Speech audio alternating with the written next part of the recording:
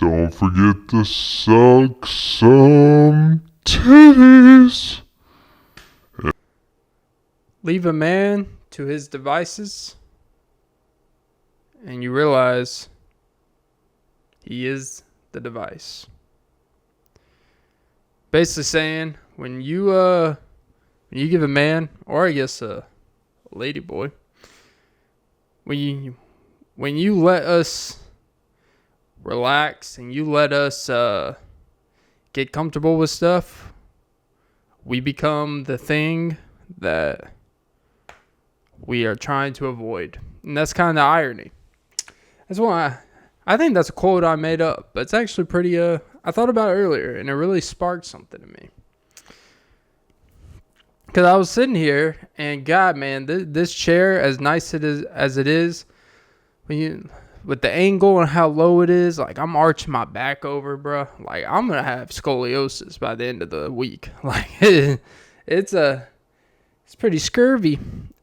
But I'm having trouble with the curve, all right. But I'm sitting and I'm watching a movie, I'm relaxing, I'm eating Panda Express, I'm just doing my daily bets or whatever, and I realize you have that moment to yourself, and then you look at yourself, you look at your stomach, you look at your titties, you're just like, You look around and you realize you don't have a whole lot. This isn't sad, like, this is just being real about it. And you realize, like, man, the thing I was trying to avoid, I became that and then a little bit worse. And realize for some of us, you got to admit, you don't have the self-discipline to provide your own structure. And, I feel like I'm at a turning point in my life in a good way. They say hitting rock bottoming out. It's one of those things where it can be a great reset. And it really helps you look at things from afar. And it simplifies your life because, look, you don't have money. You don't have a place to live. I mean, you don't really got much to think about or worry about. And it kind of simplifies. It brings the joy back in life. Like, you know what? I just need to wake up today and go for a run. Cool. After I do that, do this. You have to worry about, maybe I'll think about creating this or that. You're just like, nope, I just need to do this. But yeah, you become the device. It's really like with social media and stuff where they say, if it's free, that's because you're the product. You're being pushed advertisements. You're being sold a narrative. You're being sold an algorithm. An algorithm leads to stuff they could promote to you, stuff they promote to you. You buy, and then everyone wins except you. Well, you realize over time, as a consumer, you're never a win. You never win as a consumer. Even, think about it. You go to a restaurant, they mess up your food, right? You think, oh, I got a free meal. I'm getting a coupon for the next time I come for 50% off. Next time I come, I get a free sandwich. I get this, that, and the other. You think you're winning because you had a bad experience and now, next time you come. When you really win, you just don't come back. Because they're giving you that free thing so you continuously come back, and they sacrifice one visit of free food so you come back 5 more times. And you realize as a consumer, you are always the loser. Because the more and more you think you're winning, you're losing. And same with credit cards. And, it's funny. People always talk about, if you use it to your advantage and all this stuff. If you're responsible. And people will fight in one thing. Like, you can say what you want about Dave Ramsey and stuff like that. I 100% back him on credit cards. I've never had a credit card. Never in my life, and I never will. I do not care what my financial circumstances are.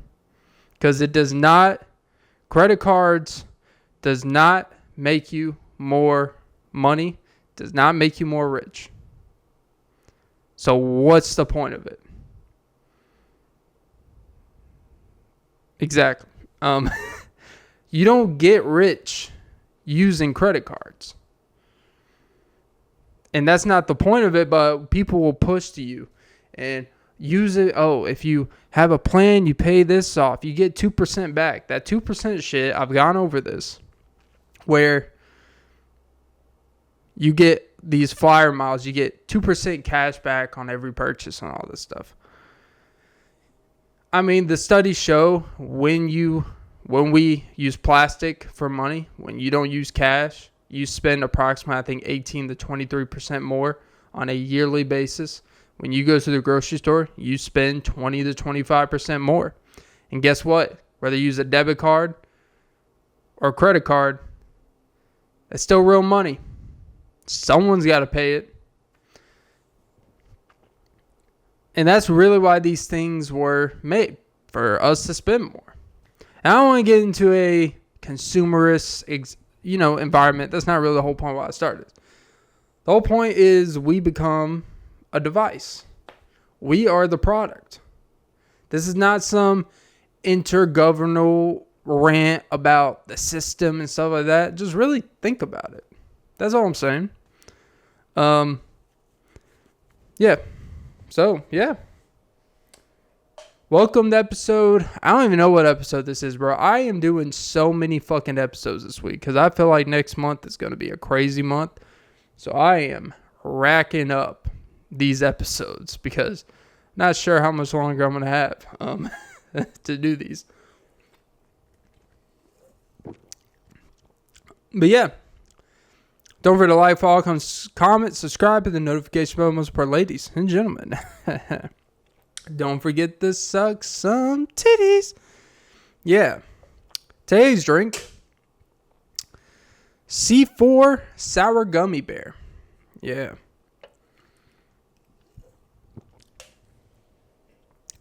God, these energy drinks are better than sex. I will say, I've never understood alcohol names. Like Sex on the Beach. I've had one of those, what they call it, mocktails. Well, no, that's like non-alcoholic. But like canned cocktail drinks, like White Claws, those, what they call Mahi.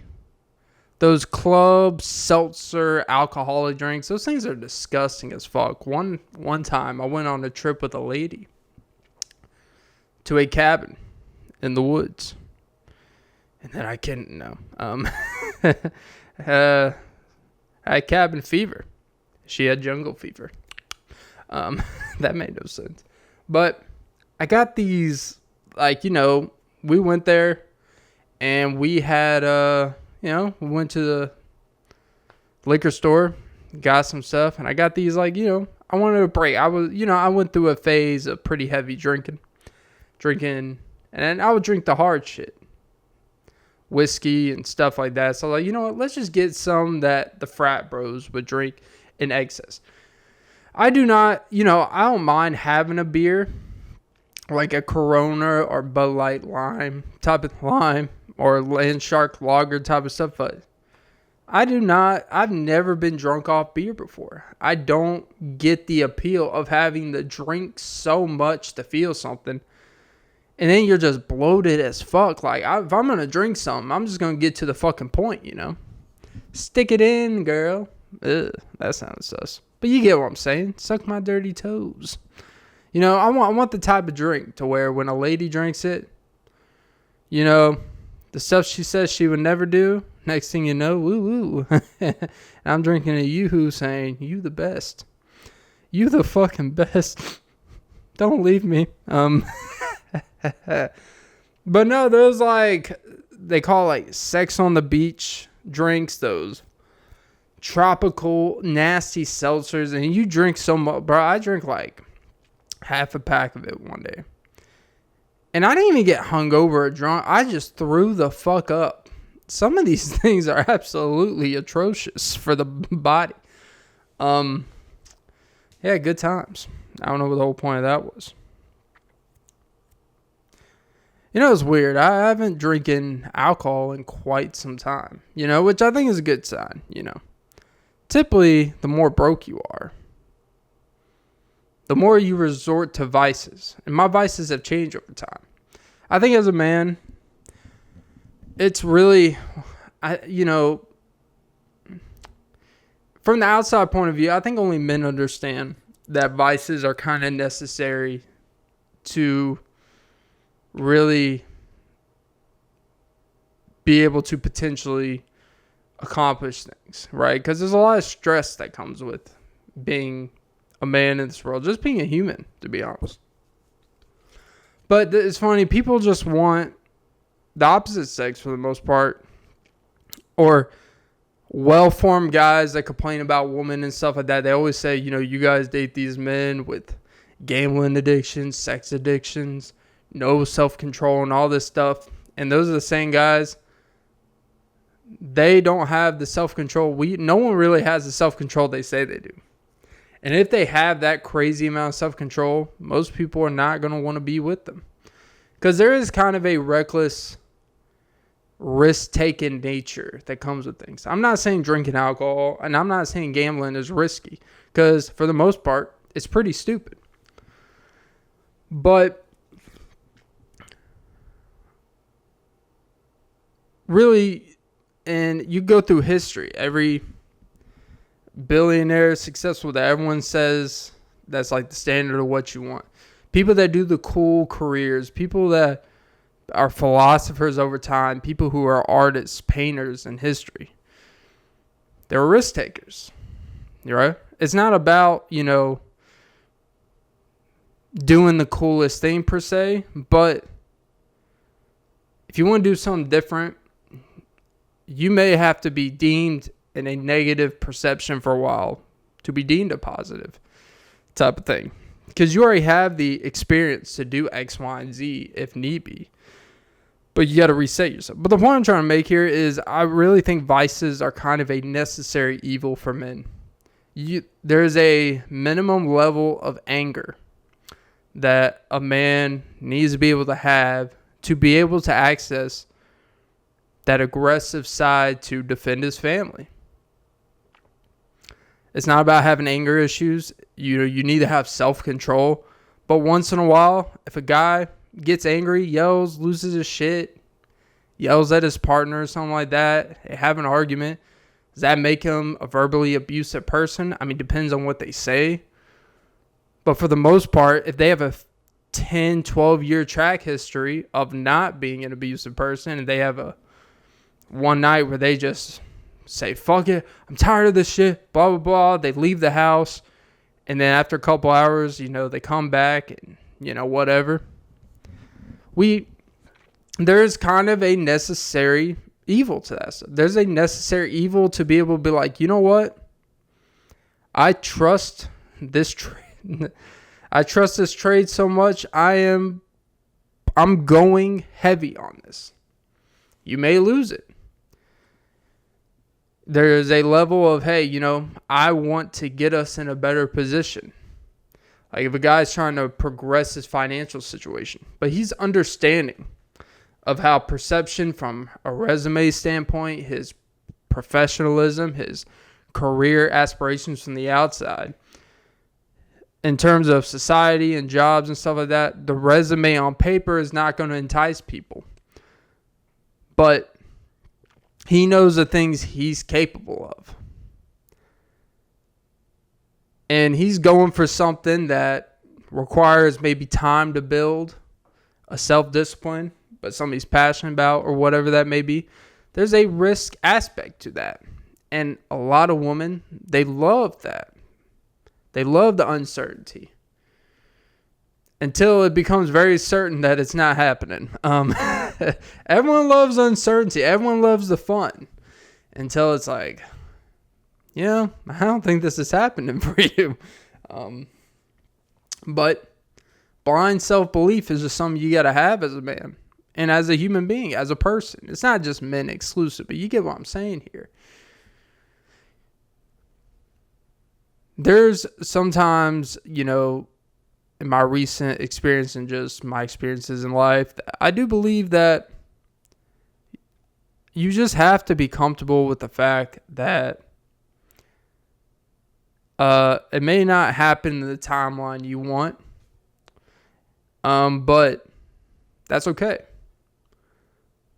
But you only lose when you give up. Not to be all corny and gay here, but these vices that men get criticized for a guy can not drink for 6 or 7 months, and then one night he brings home some bourbon on a Friday. He's been doing well, and then his wife just freaks out and you said you want to drink. It's I never said I wouldn't drink again. I said it would stop for a while. Let's not get it twisted here. Everything's fine. I'm not going off the wagon. But then the stress that compounding of now I can't even enjoy these leisures in life without feeling like I'm letting down someone, even though I feel like I have a good grasp on this.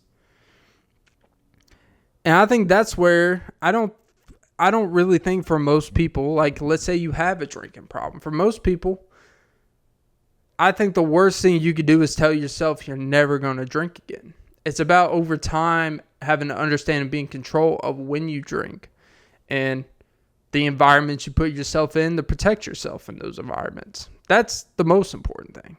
Now, granted, look, there's people with real issues. I'm not trying to gate that. But, look, I've had heavy drinking phases in my life too. And I haven't had a drink in 5 or 6 months. And I'm fine. I could go to the liquor store now, get some, come home, relax a little. But to be honest to me, I don't think it's I know in this state of mind I'm in this uncertainty and financially, it's not a smart decision. There's other things I need to be worried about than enjoying these leisures. But to sit here and say I would never do it again and a guy should never enjoy because they have and they have to live the rest of their lives to not enjoy drinking, or they got to hide it from people they care about and love because they're afraid of, or they just don't want to deal with it. And it's a shame that I think the thing that makes men stress and lose hair and erectile dysfunction, all this shit, and they have resentment towards the partner, because I think over time, a lot of guys my age and even older, all the guys, it's this weird culture. We make these jokes about marriage and it's funny, the jokes online about, hey, you want to know the day I stopped being happy? The day I said I do. It's all these dad jokes, and it's yeah, it's harmless fun, they're great fathers, but then you read in between the lines, it's they're basically saying yeah, man, everything I do is monitor, all this stuff.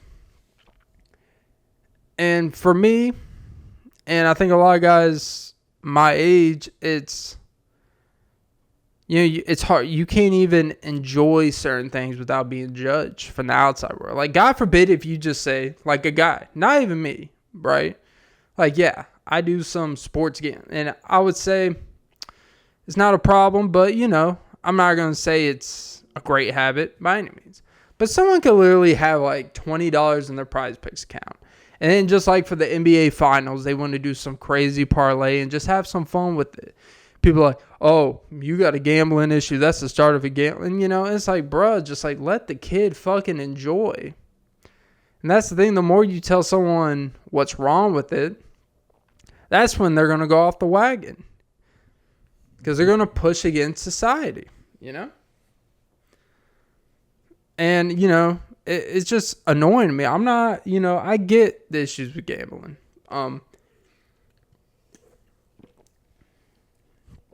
But the gambling itself doesn't ruin lives. Vices, gambling, alcohol,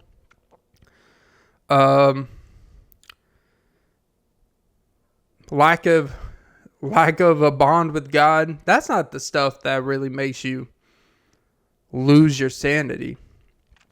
It's everything that really led you to really not have a good relationship with those things. Because the gambling itself is not why you lost your marriage. That's what they'll tell you. That's not why you lost your marriage. The alcohol, that's not why you lost your marriage. But we live in a society where everyone, it just blames. It's an easy thing. And like, oh, because those things lead to abusive nature, financial this, and all this stuff. It doesn't. For the most part. It doesn't. Yeah, there's the extreme cases of people losing their mortgages. And those people need to be held accountable. It's because people look at vices like they are your downfall in life. When in reality, I really think they're your balancing act in life if used appropriately. Alcohol, like having a drink, is supposed to be to really, when it was designed, like having a drink with a friend. It's supposed to be a connection of remedy. You have a drink after working all week with some friends of yours, co-workers, and you enjoy yourself. And it's supposed to be like an icebreaker, no pun intended. Gambling is supposed to be something like, hey, you know what? I just want to watch sports. I just want to do X, Y, and Z. And I just want to, have the idea of making some money sit on my ass. Even if I'm probably not. There's the same levels of success, whether with gambling and stuff, as there is to starting your own business and making money. So, whatever. The point I'm trying to make is the word vices is always used in this negative way, when in reality, it can actually be, I really do believe from a spiritual level, it really is a way of balancing yourself. Like men need to have drinks with men. Now, how you get frisky with that, alcohol will expose what you like. But alcohol was designed for men to drink together. That's not a terrible thing. Now, drinking alone in your room by yourself all night, yeah, I don't know. That man, you may got some shit going on. I'm not going to judge you. But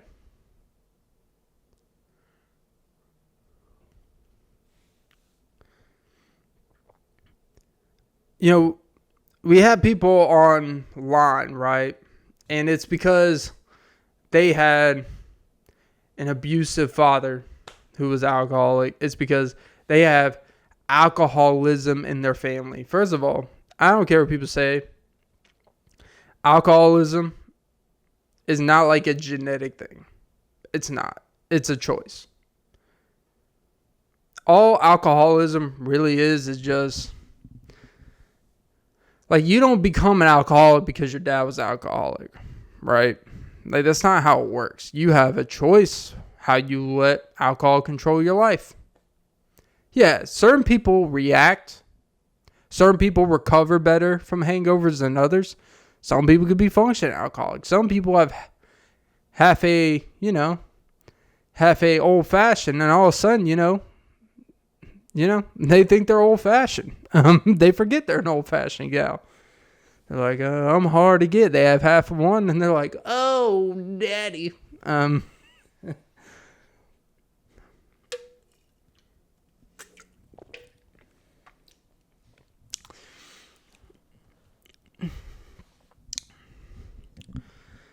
But when you're taking risk in life, like, these vices actually help balance you out. Weirdly enough. I think about the stress of, let's say you're having your own business, right? Or you're a content creator. You're relying on income off of stuff out of your control. Algorithm purposes. Off of, hey, 1 month it could be this, 1 month that. You can have, let's just say you're in a performance. Let's say you're a salesperson. Like, that's the thing. People think it's just like the cool jobs that come with high stress, bro. It's the sales. It's when your job is mostly commission. You're a car salesman. As much as I hate car salesmen, I mean, if you're good at it, you make a lot of money. But if you have a rough month, you don't make any money. Imagine going somewhere, wasting 8 to 10 hours a day, putting your best deceptive tactics, using your best sales approach and all that shit. These prompts they want you to remember, and then not a single goddamn person cares about that Ford Fusion you want to sell. And you got a mortgage, you got rent, you got this, you got that. And you don't know if it's going to be paid that month. Like, you're going to tell that guy, nah, you can't have a drink. It's like, nah, that guy, it's on me. Like, man, but, well, maybe you should get a consistent paying job. It's like, well, you have a consistent paying job and you can't even afford this. So what's the point? You see the cycle here? Yeah. But it's weird. It's okay to have vices if you have means, right? But if you're broke, if someone sees you having to drink and you're broke, God forbid, your priorities aren't in order, blah, blah, blah, this and that, not realizing that most of y'all's favorite idols and stuff had issues before they became those things. Like Elon Musk barely had hair. You see the stress that dude was going through? And he allegedly had a shitload of money before he had money. Jeff Bezos. Look at that guy. All these people that were like, oh, they could do whatever. They have billions and dollars and stuff. Like, cool. But the guy who makes $10,000 a year deserves to have a vice of his without being ultraly criticized type of thing. There's girls out here with hookah addictions, girls out here with getting BBLs, girls out with image issues, mommy issues, and all this stuff. They have vices of getting high all the time and stuff like that, and that's cool, right? But it's, we call it hoe phase, right? We call it young and dumb. We call it mistakes. I gotta say this, this is an unpopular opinion. Look, man, I'm not pro or anti, a clinic, if you get what I'm saying. The A-Bore clinic. But it's weird, like, there's this channel called Now This Impact, and it's definitely this heavy, like, they ignore any common ground about stuff, and it's all about pro left leaning and stuff like that, which is fine. But here's my thing about, and the comment section is pretty wild, right? It's like, because it's like they're trying to stop an abortion ban in Texas or something like that. And the comment section is like the worst, as a therapist, the worst thing you could do is bring an unwanted child in this world.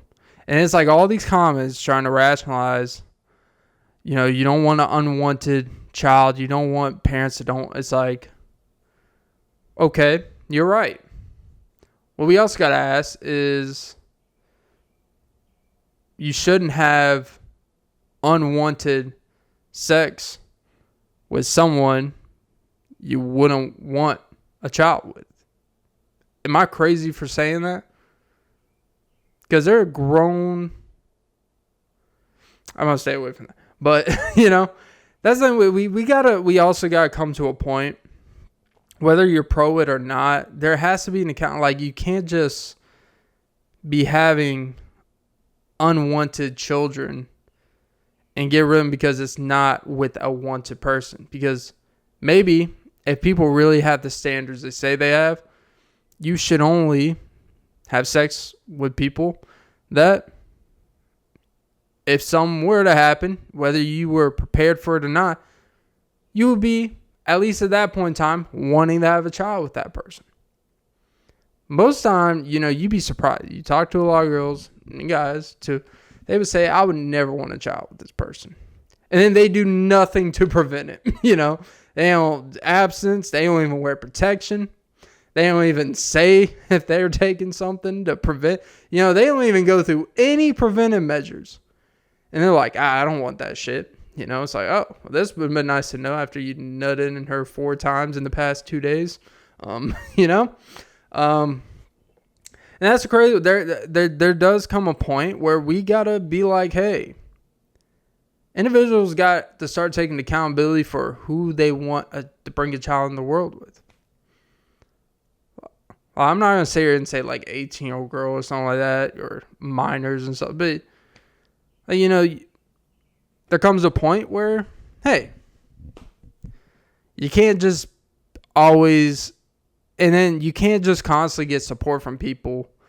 And just because they say it's unwarranted, you know, you don't want a child to feel unwanted. It's like, well, you shouldn't have had unwanted relations with someone you didn't want that with. Like, it's no secret at that point what creates a baby. Like, you know at that point. But, you know, neither here nor there. I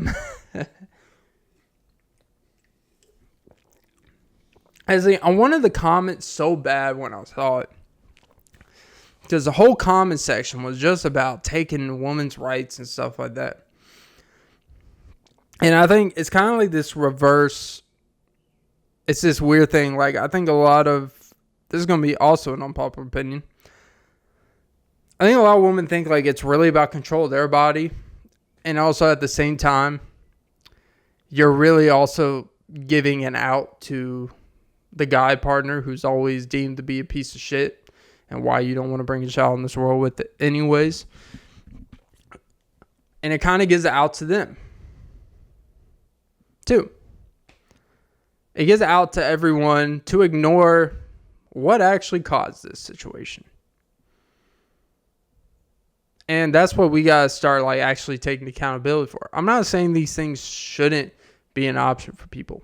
Like, you should have the right to do it. But we also can't rationalize every single reason. That just because the child would be unwanted, that rationalizes and takes the accountability out of the individuals that partake in a selfish act, knowing better, knowing they wanted nothing to do with the child, and yet they want to do things that involve creating a child. If you take a gun into a bank, don't be surprised when the police show up and they're ready to shoot you. It's not crazy, man. I don't know. You know, it is what it is. Kill or be killed. No pun intended. Yep.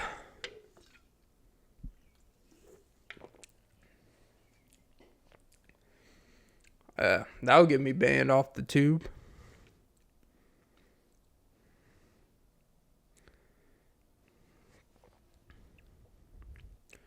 Whew. Get that nice itchy eye feel.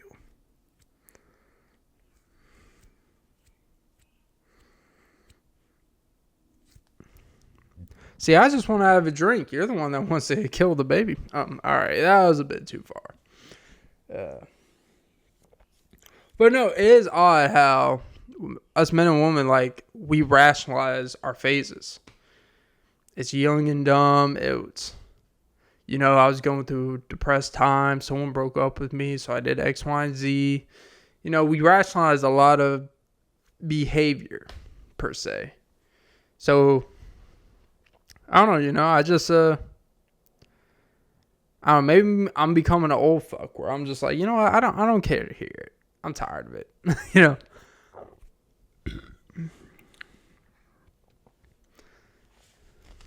So, yeah. Yeah, also, so there's this, look, everyone knows about online gym thoughts. And there's a creator who's getting a lot of backlash from some. And when people say the whole internet's hating her, it's really just a portion. Really, a lot of people actually are supporting what she's saying. She's not even saying anything crazy, right? Because it is happening. A lot of these girls online that do these fitness videos, 95% of these fitness videos It's them doing basic exercises that anyone that watches those videos already knows about how to do an RDL. Most people know how to do a basic back squat. People that are watching your videos. God damn, my eyes are just like, fuck. It's from all that linen from the Lululemon pants in these videos. But she, this ordinary white gym girl online, she's like I guess she's probably more like a trainer type of thing, mentor. She used a one lady as an example. Really, why are these toll-free calls, why are they calling 4 times a day? I don't understand why they think if they just call 2 hours later, I'm going to fucking answer. It's a holiday. I mean, not for me, it's Juneteenth, but it's a holiday. It's a federal holiday. But it is obvious, like for YouTube and TikTok short, TikTok, people make these ladies, they're wearing these pants to show off their ass. They wear these outfits to show off their body. Look, they're fitness outfits. It is what it is. We know the deal. At this point, we're all we've succumbed to it that it doesn't even no one's wowed by it anymore. Like, I remember first, there's girls online for one, I never understand girls that freak. I mean, I guess really if you freak out of your guy following a TikTok influencer in Canada to watch her do Bulgarian squats, and he has no shot with her, and he's following her. And you're like, why are you following this girl? You're like, bitch, we live in Kansas. I'm not even allowed to leave the state. I'm on parole. You think I'm seeing this bitch in Canada? But to be honest, fitness outfits and girls wearing tight clothing and stuff, it doesn't even, I think because we're so numb to it, it's normal. I don't even really see anything sexual when I see it anymore. I think a lot of guys, because we're so numb to it now. We just it's regular. But a lot of these girls, they open their video, the first 5 seconds, it's them pulling up their pants to enhance their hips, to enhance their butt, to kind of show off their taper physique and stuff like that, their legs and all that good stuff. And then they do a video of 25 pounds on each side doing squats, RDLs and stuff. And hey, nothing wrong with that.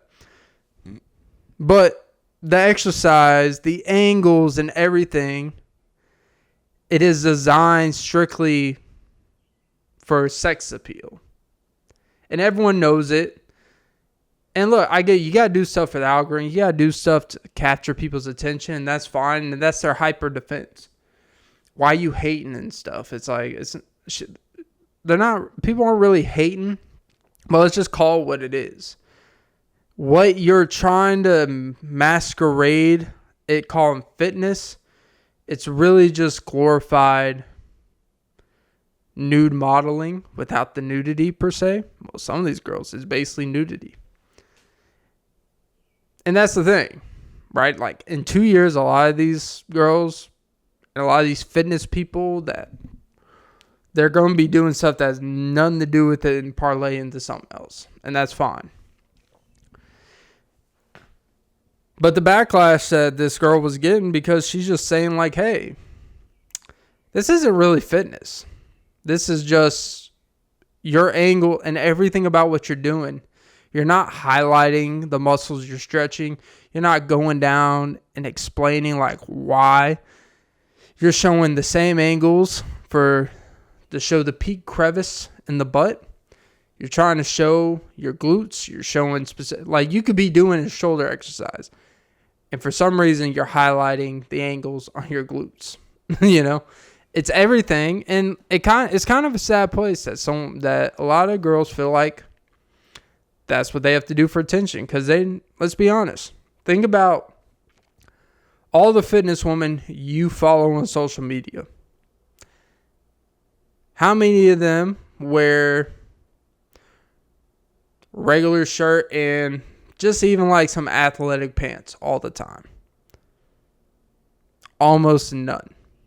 And look, for the jacked, shredded guys, like most of them, yeah, they're going to wear tight tank tops. They're going to wear, athletic shorts to show off the quads for the most part. And then there are those out there who wear sweaters, wear regular shirts, wear jogging pants, wear shorts.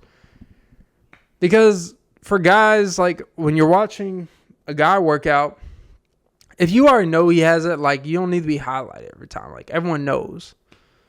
Like Sam Sulek, most of the time he's wearing like a big ass shirt and some pants.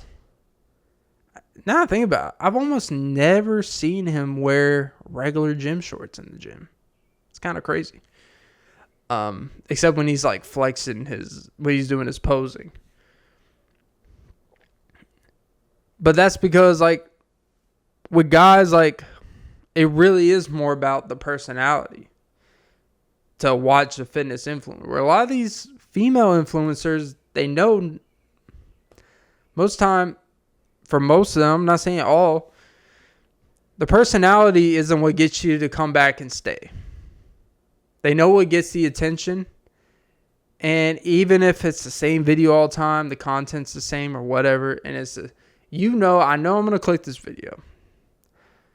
You're going to be showing a 5-second clip at the open about you doing X, Y, and Z. It's a 45-second clip, and then you're going to be putting some sets of what you're doing, highlighting this, and it has nothing to do with that, but yet the focus is on this. And it's the same thing all the time. And it's a formula.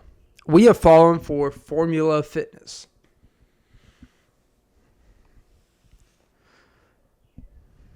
It's a shame, Really, it's a shame because it's sad that they do it because it works. And consumers, this is where I'm going to blame the consumers. Y'all complain about women being sexualized and stuff like that, yet y'all continuously watch it. And then you leave comments about how you're tired of seeing it. Yet you leave the same comments under 6 different videos in a week under the same creator when you could just unfollow and stop watching them. And that's the thing. It's real, that's why it's kind of crazy. Like, every time you're leaving comments, if you really don't like something, your best thing should just be don't comment and go about your day about it. If it really bothers you that bad. And unless, it's actually something you like and they make a video and you just didn't like something they said or something like that. But overall, you like the person, you like the show, you like what they do. But you disagree with some about something or correct something they did, that's one thing. But to constantly, I don't continuously watch creators and stuff that I don't care. They annoy me. I just don't comment. And I stop getting pushed in my algorithm.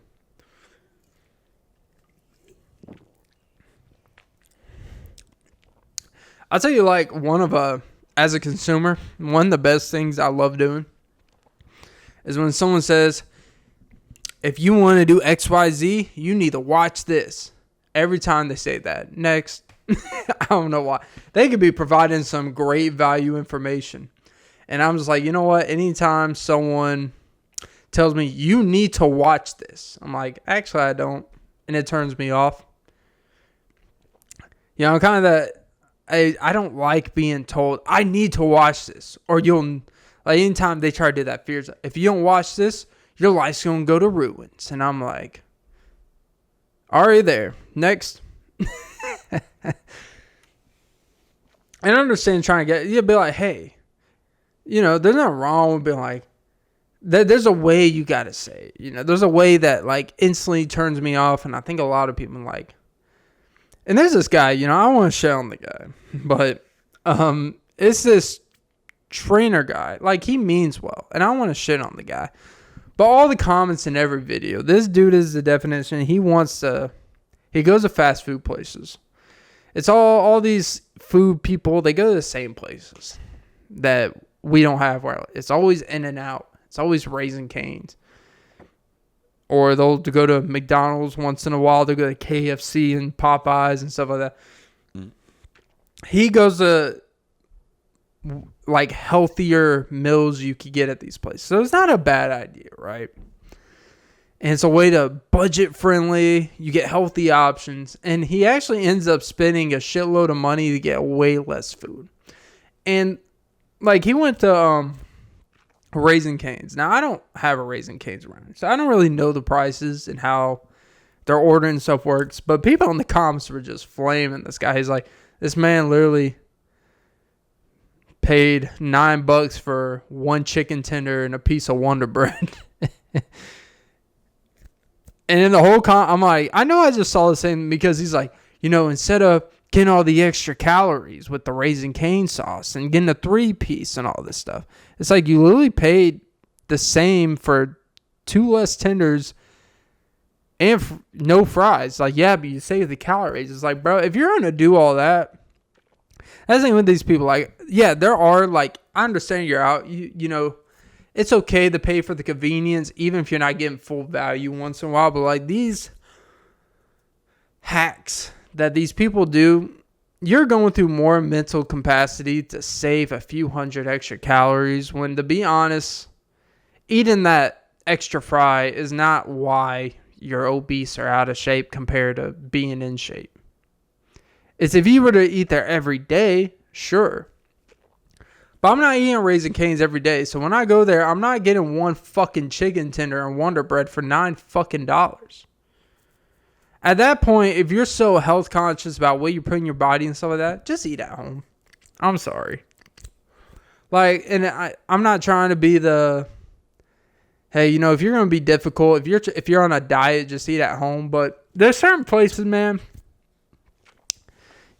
you could make better choices, but even when you make better choices, know that you're still getting a lot of sodium, still getting a shitload of calories. It's less bad. You're not going to feel as bad. It makes you feel a little bit better. And he went to like Popeyes, and it actually, at first, it looked like a deal. Like, he got like 8 chicken tenders and like, he got a side of coleslaw and then like something else that was a better choice and like a drink. And I'm thinking, oh, this actually looks pretty decent. Then it said $26 at the end. I'm like, this man paid $26 for some chicken tenders and coleslaw. I'm like, I don't think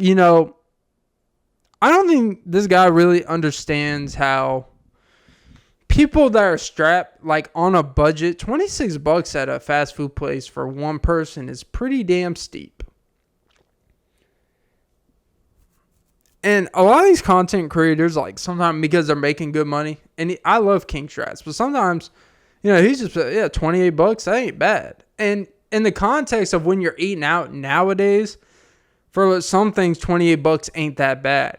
But it's still $28 to get some pretty low quality food at the end of the day. But if you're eating out, who gives a fuck at that point? To be honest, like when I pick up some food from takeout, I'm at that point, you still want to make relatively decent choices.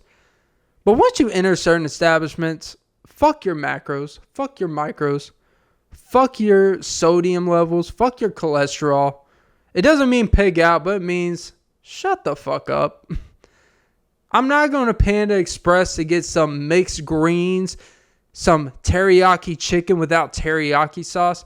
Like, going to I've never had Raising Cane's, but people talk about this sauce like it's, Diddy's Yum Yum off a stripper's nipples. Like, it's the greatest fucking thing ever. I'm not going to eat some bland-ass chicken tenders and not get the one thing that makes the establishment run, and that's the sauce. Yeah, but it has 300 calories. It's like, I will eat the 300 calories if it actually means enjoying the fucking meal. Like, Jesus, fuck. If you're caring about the 300 extra calories, go play basketball for 2 hours. You'll burn that bitch off real quick.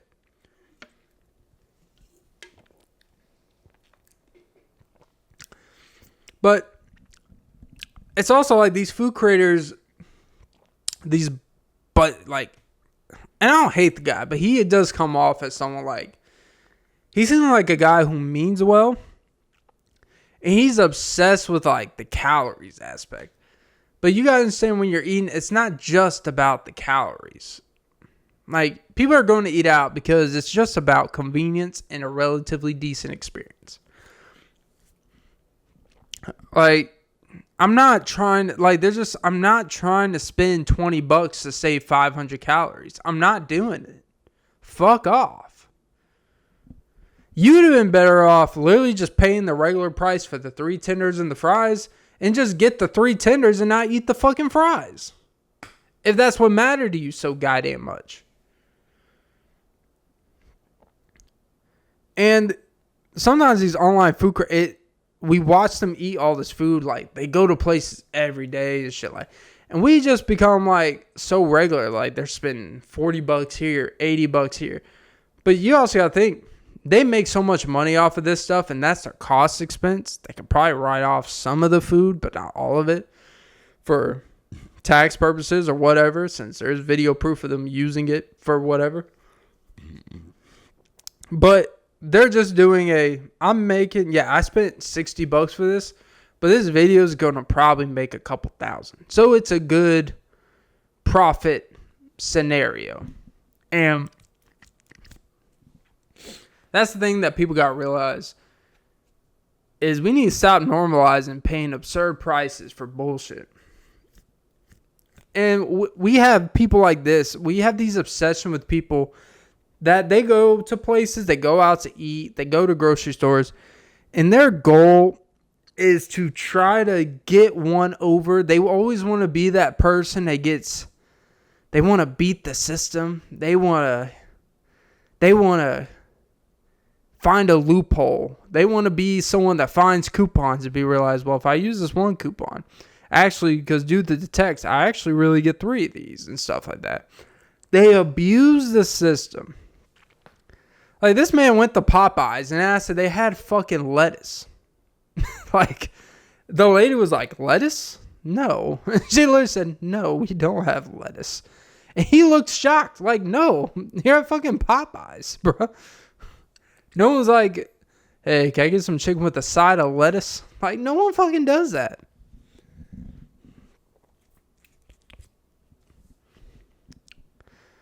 But these people, they go to these places and they're like, watch how creative I am. And all they do is just substitute, move shit around on the menu. Then the person at the cashier's got to manually exit this and that for inventory purposes. And it takes them 5 years because they don't have to do this on a regular. They were never trained to take this off of this so you can add this. And what's the subtext of that? And then there's this other guy. I think his name's like Jaw something family.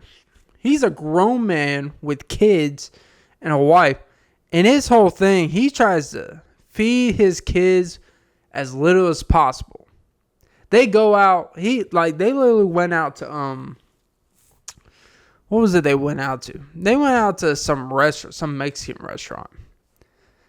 And this man, instead of just getting like a couple kids meals and then like him and his wife splitting fajitas or something, this man had his 2 kids, his wife, they got this fajita platter with tortillas.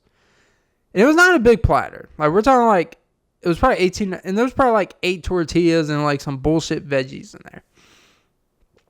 He got them that, but then spent like the same amount on his own combination plate, while his wife and the kids all shared this one appetizer.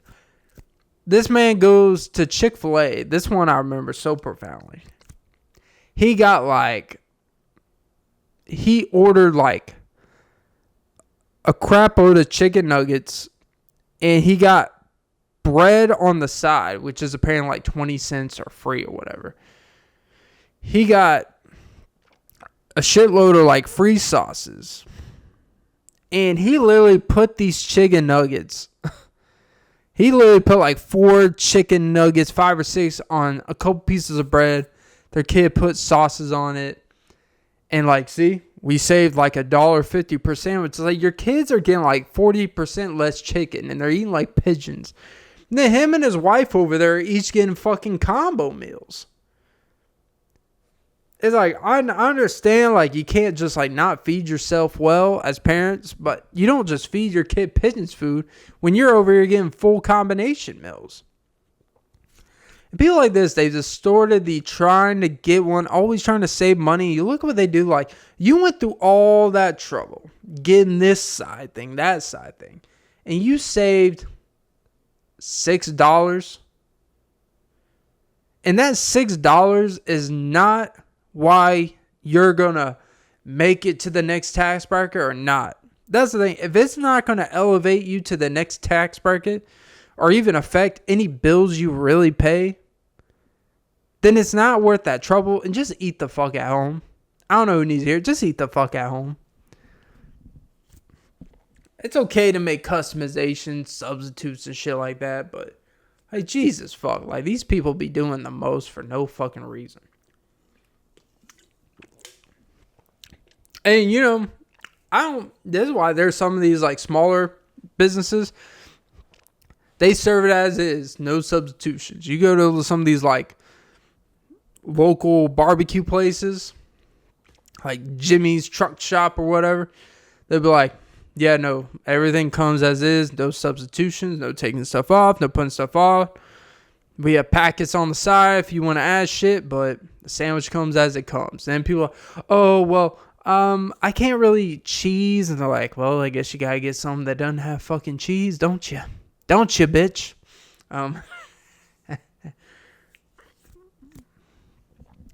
And when I was younger, I'd be like, that's a little extra. Like, you know, why? I understand not adding some, because it's like if you created a product from scratch and like it's a good product the way it is, and some asshole in there is like, you know what? Fuck this pre-made thing that you guys made to make it convenient for us. I'm going to completely rearrange all this shit around. And you're like, you know what? How about no? You just go somewhere the fuck else. Don't tell me to add fucking mustard to your fucking nasty ass chicken sandwich. But, you know. And the reason why people feel comfortable doing this shit online, like this guy doing all these extraness to save a few bucks, is because they know that a customer is like, some of these restaurants and corporations will get on their knees to satisfy you, bro. It is god awful. Like, yeah, you need to take care of your customers. There comes a point where there's like an integrity issue to this menu you created. If I created a business restaurant, like I would allow substitutions of things, right?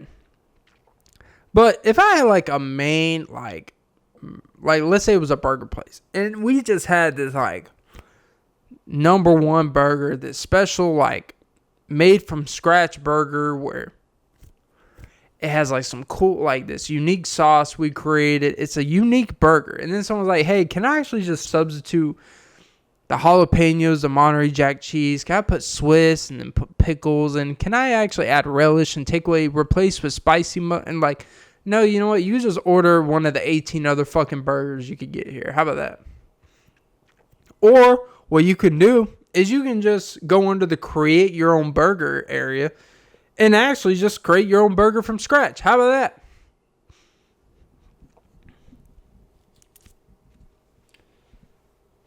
But this is because we have rewarded the customer with too much grace. Like, way too much. We give, like, this whole customer is always right shit. No, they're not.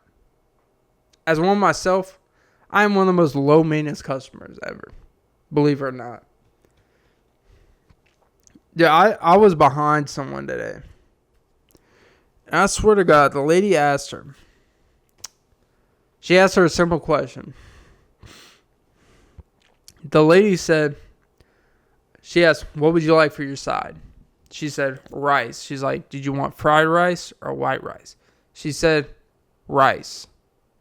I'm sitting, and she's like, and the girl behind the counter was like, no, I know you said rice, but we also have fried rice or we have white rice. She's like, She literally said, "What's the difference?"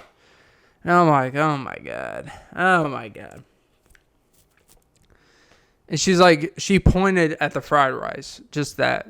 She puts the fried rice in, and she's like, she put all the rice in there for the full portion. And then she's like, "Wait, actually, can I do half and half?"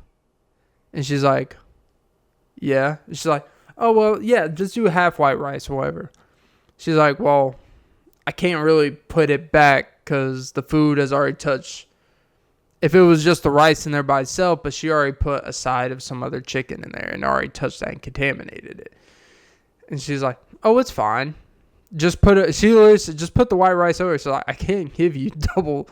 I can't just rack on this rice on top of rice action. I know Chipotle is getting their serving size shit on here, but at the same time, I can't just triple your rice here at Panda. And she was like, and so she just grabbed a whole nother container and just did the half right. She's like, and then she went through her order, right? She went like mushroom chicken, whatever. She got like the weirdest fucking items. Not the point. She gets to the cashier. She's like, "Oh, well, that other container over there, can I just take that too? Since, you guys are going to have to throw it out." And she's like, "Nah, we can't do that." And she's like, she literally said, "Why? I don't understand why you can't do that." And I'm like, "Bitch, it's crowded in here. Hurry the fuck up." Sorry. Oh, God. Nose clogging up. And it's like the worst times that people, and be like, "You literally got," and then the extra container that was over there that she put to the side. She's like, "Well, we're going to throw it out. I don't understand why I can't just have it." It's like, because one, you didn't pay, you're not paying for it. So no, you can't just have it. She's like, "Oh, I've never had this problem before." It's like, you never had a problem of not knowing how many that you could do half and half to begin with, and you wait till after they fill it up to say you want half and half, and then just tell them, "No, just double it up over and not charge me extra." Like, no, fuck you. It's people like that. They make the dining, they make the going out so extra and unnecessary. So yeah, what are you gonna do?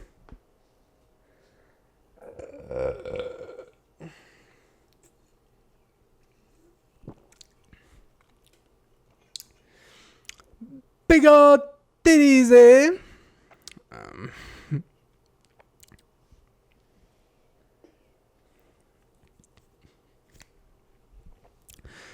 I gotta say, this is a weird, out of left field shit here. Joe Budden looks like Drew Gooden, a former NBA player. I don't know why I was thinking about it. Like, I was listening to some and they mentioned Drew Gooden. I'm like, I haven't heard that name in a while. And I remember Drew Gooden. I'm like, why does he kind of remind me of Joe Budden?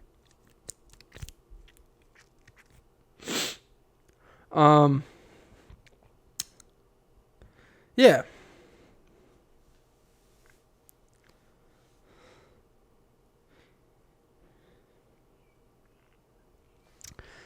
It's weird because I've talked about DJ Academics before, and I talked about recent episode where like it feels like I feel like he's falling off, in terms of quote unquote relevancy and all that stuff, right? Not to criticize or shit on him, but whatever. And it's weird because I came across a clip of him and Vic Mensa, I believe. It's like during that XXL freshman 2016-18 range, right? He went on when Everyday Struggle used to be like the internet hip-hop show, right? There really hasn't been anything like it. Because what made it one, it felt like a real like talk show. And they actually had like guests, and it felt real. Like Joe would actually get in with some people and point shit out. And his reckless, he could lose his shit at any moment, made that show compelling. But there was a clip where Joe is such an instigator, where Vic Mensa basically calling Ack, he literally called him a bitch. And then he's like, "What do you mean by that?" He literally said, "What do you mean by that?" It's like, I think it's pretty clear what he said. Basically, Vic Mensa wasn't a big fan of how Academics portrays Chicago, one of his friends dying and all that stuff. And Joe was like, nah, Ack would never say something like that. Every time Vic would say something and be like, but come on, academics wouldn't do that. Like, basically saying, like, confirm it, like, come on. Like, instigating Vic to get more mad at academics. And stuff like that. That's what made, like, the internet and entertainment culture fun. Not because, like, his beef with Ack was real, but, like, Joe had that perfect chiming in to just make it more entertaining. He was finding a way to make a real situation of someone being unhappy, and for the viewer, that's what people remember more of that situation. All the comments were just like people laughing about Joe chiming in with this comment and stuff like that. And I think that part of Joe is gone. He's definitely older. He's got the beard. Like, he doesn't have that. I think this is weird I've noticed about podcasting. You watch it with these people that have been in the game for the past 10 plus years. From Joe Budden, Joe Rogan, on the sports side, Bill Simmons. They're all getting old in front of our eyes. I don't know what podcasting, I don't know if just talking all the time with a regular schedule, like, it ages you. Like, that shit ages you. Like, and they're all aging well. Like, they're all pretty healthy. But, like, they went from having, like, Bill Simmons was, like, full head of hair, like, and now, like, he's got the full gray beard. It's crazy because just, like, 10 years ago, he was on TV doing the draft, and he looked like he was 35 years old, and now he looks like he's 55. It's where podcasting ages you. And it seems like the thing that would not age you. But I think that regular being, and what they all have in common, bro, they're all posting multiple episodes, long episodes, podcasts for years and years and years. And I think there is something to that where just like, you get older, you're not trying to be controversial all the time. Like, one thing they all had in common, the three podfathers of their own lane, because Joe is the podfather of, regardless if you think he's funny or not, at the very least of a comedy, social, cultural podcast, he is the king of that. Bill Simmons is the sports podfather, and Joe is the hip-hop culture podcaster. Like, they all are the podfathers in their own lane. They are the OGs. And I think you see now, they're more of, in a good way, they're less, it's weird because, well, with the exception, I mean, they're all strongly opinionated still, but they are more picking their spots with their opinions. They are more picking their spots with their takes. They are more about leading and directing a show. Like, the whole style of their approach has changed with maturation. It's like, I don't have the energy to come up with 10 different hot takes, crazy trade ideas in a day, or Joe with these crazy ideas about the industry. That's why he has 5 other people. He lets them do the lifting. He directs the show in a way. Then he chimes in when the situation really needs to. But their job is to really assist, they're trying to be like the executive in a way. And that's the cool part. Now, they all basically run their own network, so yeah. But it's weird just seeing like the OGs of the people that grew the industry in their own lanes. And to watch them get older, age, and how they're different their approaches. And for them to still be doing it, I mean, it's crazy that, like, people that do this regularly, they burn out. People think, like, podcasting, you can't burn out. No, you can burn out. It makes it a little bit easier not to burn out when you're making a shitload of money off of it. But you could burn out even when you're making a shitload of money. And even when you're not. If you're as consistent with people really expect you to be, like, the burnout is real. And believe it or not, it is just talking your opinions and preparation and stuff like that. But talking is exhausting.